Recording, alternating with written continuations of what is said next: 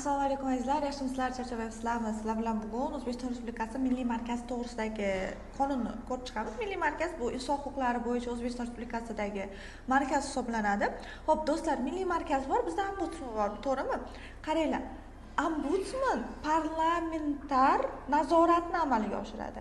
Milliy markaz O'zbekiston Respublikasi qonunlari, boshqa xalqaro shartnomalar, xalqaro qonunlarga to'g'ri keladimi, yo'qmi, shuni ko'rish bilan shug'ullanadi. Asosiy farqi shu.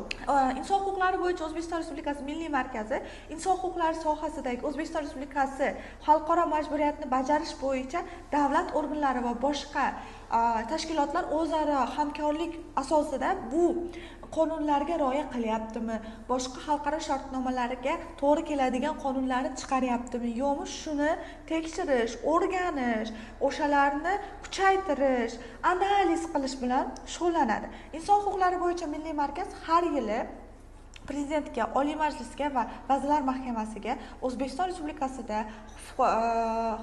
huquqlar bo'yicha, fuqarolar huquqlari bo'yicha, shu fuqarolar huquqlari bo'yicha qonunbuzarliklari bo'ldimi yoki shu xalqaro shartnomalarga to'g'ri kelmaydigan qarorlar chiqarildimi, yo'qmi, shu haqida har yili shu 3 ta organga, 3 ta davlat rahbariga nima beradi, ma'lumot berib boradi.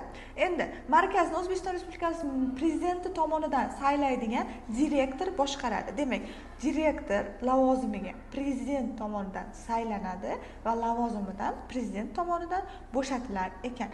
Direktor o'zining statusi, oyligi jihatidan O'zbekiston Respublikasi vaziriga tenglashtiriladi. Ya'ni oyligi, stavkasi, meditsinskiy qanaqadir lyotalari bu albatta shu nimaga tenglashtirar ekan, vazirga tenglashtirar ekan. Markaz direktorining 2 ta o'rinbosari bo'ladi. Demak, 2 ta o'rinbosar ekan. Ular shu vazirni o'rinbosariga tenglashtiriladi status jihatidan. Markaz direktorining taqdimiga ko'ra u 2 ta o'rinbosar prezident tomonidan lavozimiga tayinlanadi va lavozimidan ozod etiladi. Vazifalari o'zi Milliy markaz to'g'risidagi nizomning 2-bobining 10-punktiga ko'ra quyidagilar markaz vazifalari hisoblanadi. Inson huquqlari sohasidagi davlat siyosati samarali amalga oshirilishiga, ushbu sohadagi O'zbekiston Respublikasi xalqaro majburiyatlarining bajarilishi bo'yicha davlat organlari faoliyatiga ko'maklash. Ya'ni, do'stlar, qaranglar, qisqa lo'nda qilib tushuntiraman bu vazifalarni. O'zbekiston Respublikasidagi inson huquqlari bo'yicha Milliy markaz bu fuqarolik jamiyatining bitta shu nimasi hisoblanadi, instituti hisoblanadi. Shu huquqlarni himoya qiluvchi institut hisoblanadi. Endi u ombudsmandan farqli o'laroq fuqarolar bilan ishlamaydi-da. Demak, O'zbekiston Respublikasida hech qanaqa qonunbuzarliklar yo'qmi? O'zbekiston Respublikasidagi chiqarilayotgan vazirlar, qo'mitalar, inspeksiyalar, Oliy Majlis, prezident chiqarayotgan qonunlar, qarorlar, farmoyishlar nimaga? Xalqaro shartnomalarga, BMTni konvensiyalariga, o'zi biz kirgan xalqaro hujjatlarga to'g'ri keladimi? BMTni nimalariga, prinsiplariga, tamoyillariga to'g'ri keladimi, yo'qmi? Shularni analiz qiladi, tekshiradi. Tayyorlaydi qonunlarni. Shu to'g'ri keldirish bo'yicha, shu joyida xato qilibsiz deb organlarga chiqadi. Asosiy vazifasi shu, boshqa vazifasi yo'q. Markaz o'z vazifalarini amalga oshirishda O'zbekistonni shu davlat organlari, tashkilotlar, fuqarolik jamiyatlari bilan, ya'ni fuqarolik jamiyat institutlari bor, shular bilan hamkorlikda ishlaydi. Do'stlar, kerakli bo'ladigan joylari shu. Juda ham kichkina qonun, qisqa lo'nda. Imtihonda tushadigan joylar shu. Yana e'tibor beradigan joyimiz bor, 2 ta. Qaranglar.